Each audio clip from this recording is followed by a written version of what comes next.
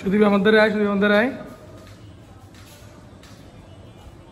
ফ্রেমিংটা দেখ, শুধু ক্যামেরার ফ্রেমিংটা শুধু একটু দেখ, পারফেক্ট না?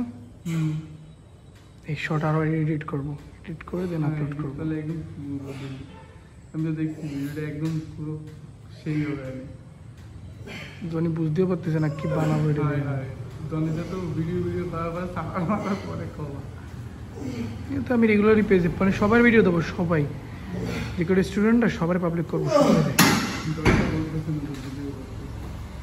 বুঝতেছে, দেখছে দুই একবার।